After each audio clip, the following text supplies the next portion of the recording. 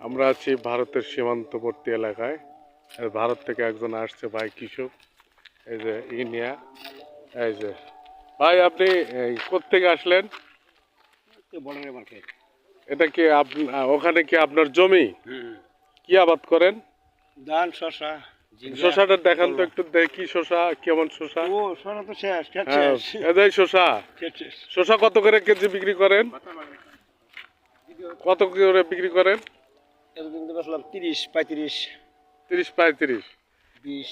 এটা আপনাদের এটা তো নোম্যান্স ল্যান্ডের মধ্যে পড়ছে আপনাদের। এই যে হাতি আছে, হাতে আসে? হাতি আসছে তো। কখন আসে? এই যে আজকে খেতে গেছে একটা নাম ছিল 30-40টা আছে। 30-40টা 40টার মতো। নষ্ট করে ফেলছে। হুম। সব শসা নষ্ট করে ফেলছে।